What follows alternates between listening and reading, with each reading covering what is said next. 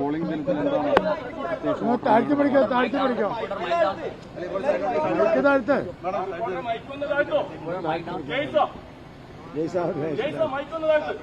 എല്ലാരും താഴ്ത്തും, എല്ലാരും താഴ്ത്തും, എല്ലാരും താഴ്ത്തും. ഗുരുവായൂരപ്പന്റെ മണ്ണിൽ എന്റെ ആദ്യത്തെ വോട്ട് വളരെ ഭക്തി ആദരപൂർവ്വം ചാർത്തി. ഞാൻ പാർലമെന്റിലും സത്യപ്രതിജ്ഞ ചെയ്യുമ്പോൾ എല്ലാ ദൈവങ്ങളെയും പ്രാർത്ഥിച്ചാണ് നടന്നു വന്നത്. അവസാനം പാർലമെന്റിൽ മുഴങ്ങിക്കേറ്റത് ആ നാമമാണ്. അപ്പം അത് അവിടെ മുതൽ ഒരു നിമിത്തവും ഒരു ദൗത്യവുമായി തോന്നി. ഇത്തവണ ഗുരുവായൂർ വോട്ട് ചെയ്യാൻ സാധിച്ചു. ഗുരുവായൂരപ്പൻ എന്നാണ് സ്ഥാനാർത്ഥി ഇങ്ങോടൊപ്പമുണ്ട്. പ്രസ്താവനകളൊക്കെ ശ്രദ്ധയിൽപ്പെട്ടിരിക്കില്ല. പ്രസ്താവന എല്ലാവരും ഇറക്കുന്നുണ്ടല്ലേ, കൊണ്ടുപിടിച്ച് ആണ് ആണ് ആണ് എന്ന് പറഞ്ഞവരില്ലേ അല്ലേ? എല്ലാവർക്കും പറയാനുള്ള അവകാശമുണ്ട്. അത് അവർ പറയുന്നത് പറഞ്ഞോട്ടെ. പക്ഷെ ഒരു ജനനിശ്ചയം എന്ന് പറയുന്നത് ഇതിനെ ഒന്നും ആധാരമാക്കിയായിരിക്കില്ല. ജനങ്ങൾക്ക് ഓരോ കാലഘട്ടത്തിലും മാറി വരുന്ന ചിന്താഗതി. ഈ കാലഘട്ടം 12 വർഷത്തെ ഞങ്ങളുടെ ഒരു ഭരണ മികവ് ദേശവ്യാപകമായി, അതും BJP ഭരിക്കുന്ന സംസ്ഥാനങ്ങളിലല്ലേ ഉള്ളൂ എന്ന് ചോദിച്ചാൽ ആവും, അങ്ങനെ ആകും. അതെ അതെ. അല്ല, ഈ ലോക്സഭാ തെരഞ്ഞെടുപ്പിൽ BJPക്ക് തൃശ്ശൂർ വലിയ മുന്നേറ്റം അത് ഇത്തവണ നടക്കുമോ? ഏതാ ഈ മുന്നേറ്റം? എങ്ങനെയാ മുന്നേറ്റം നടക്കുന്നത്? 2009 മുതൽ തിരുവനന്തപുരത്ത് ഭയങ്കര മുന്നേറ്റമല്ലേ? ആ മുന്നേറ്റം പിന്നെ നമ്മൾ വേറെ എവിടെയാ കണ്ടത്?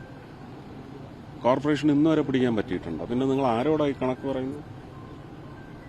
അതൊക്കെ ചുമ്മാ അറ്റാക്ക് ചെയ്യാനുള്ള ഒരു കണക്ക്, അത്രേ ഉള്ളൂ. അതൊന്നുമില്ല. ജനങ്ങൾക്ക് വ്യക്തികളിൽ കാലത്തിന് അനുസൃതമായ സമീപനത്തിലൂടെ അവരുടെ മാറ്റങ്ങൾ അവരുടെ വോട്ടിൽ രജിസ്റ്റർ ചെയ്യും. ഞാൻ 2 പ്രാവശ്യം നിന്ന് തോറ്റിട്ടല്ല. ഇത്തവണത്തെ ജനവിധി എങ്ങനെയാവുന്ന പ്രതീക്ഷിക്കുന്നത്? സർപ്രൈസസ് ഉണ്ടാവും.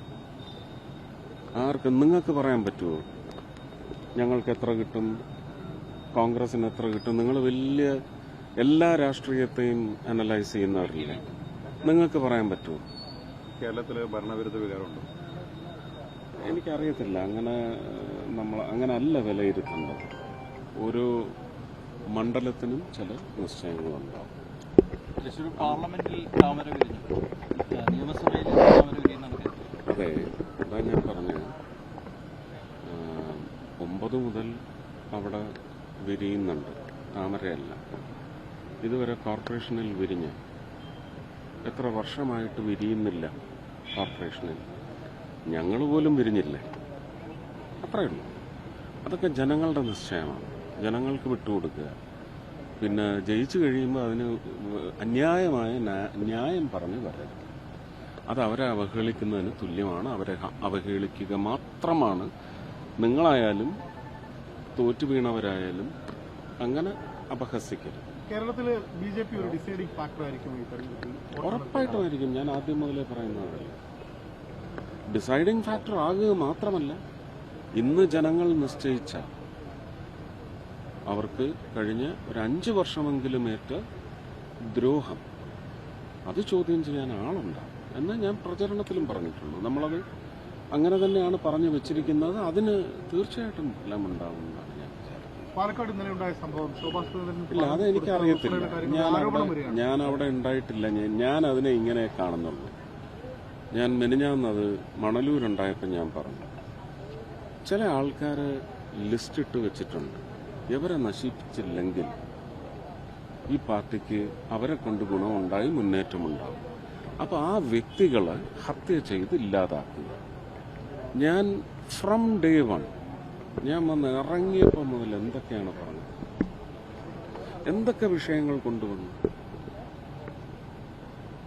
കലാമണ്ഡലം ഗോപി ആശാന്റെ വിഷയം നിങ്ങൾ കൊണ്ടുവന്നു. അദ്ദേഹം തന്നെ പൊളിച്ചടുക്കിയില്ലേ, സ്റ്റിച്ചിടാൻ പറ്റാത്ത പരുവത്തിൽ കീറി തന്നില്ലേ.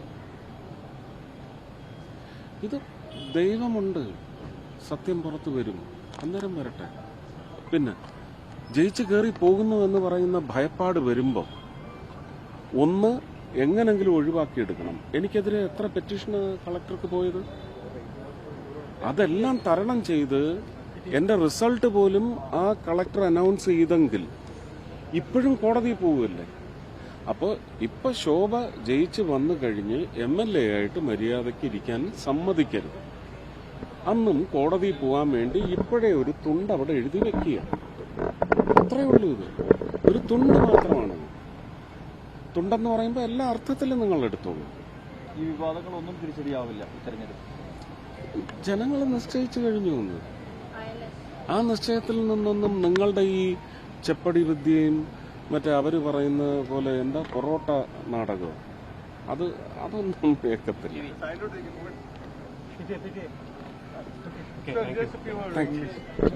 Okay. So you have just asked